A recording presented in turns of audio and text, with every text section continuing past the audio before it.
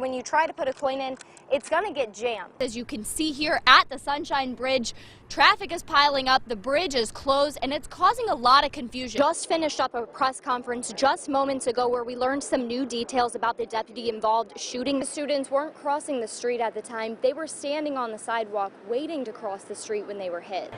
Now don't judge me based on this swing or my dad will have some critiques for me. There we go. This is where all eyes in Baton Rouge are right now on the Mississippi River as the water levels are starting to rise, completely covering some of the stairs. You're taking a look at some of the damage at Southside Elementary 2 years after the Great Flood of August 2016 ravaged it. Right now, all eyes are on this countdown clock, 13 hours, 57 minutes, and 31 seconds away from LSU versus Alabama kickoff. This homecoming down in North Baton Rouge is just one example of how the city parish is addressing blight in the community.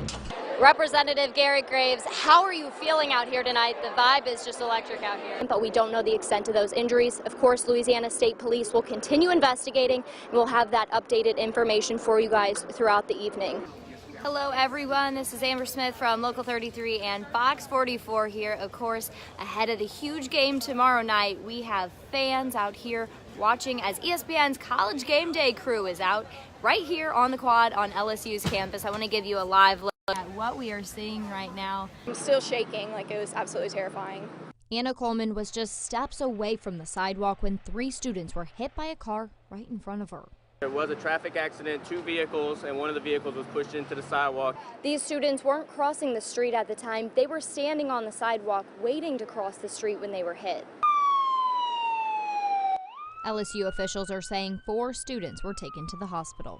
There was 2 girls and they were knocked out cold, and then there was another guy and he was conscious, but he was kind of just rolling around. I don't know, so we're like, be still, be still. I could see a couple of them were definitely bloody. One guy was just like curled up in the fetal position and just on the ground. I mean, they looked like they were in a lot of pain. This is the second pedestrian-involved crash this week alone. The first on Monday, the first day of class. It makes me feel like I'm not safe on campus, but I don't know what they can really do to fix that.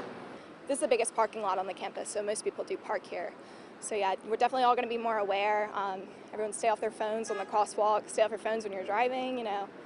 It's just definitely going to make us all more aware of this little intersection. It looked like a nightmare, and I feel really bad for them. I felt terrible. I'm just really praying for everybody who was involved and praying for the girl and the other guy that was in the accident. For Local 33, I'm Amber Smith.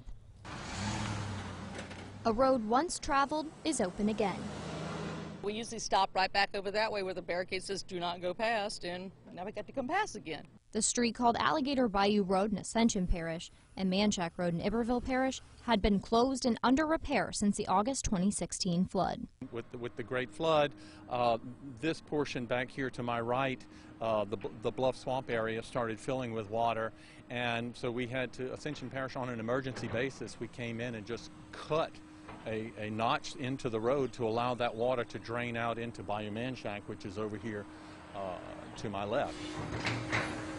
This summer, Ascension Parish residents were met with another roadblock in the area when DOTD started work on the Bluff Road overpass as part of the I-10 widening project. This is what area residents Ken and Linda Munson had to say about it back in June. Just an inconvenience, plus Alligator Bayou Road is shut down, so we can't go there, we can't go here. There's only one way in and out. Now, they're out on their bikes enjoying the newly opened road. It saves us a bunch of time. It's so much more convenient.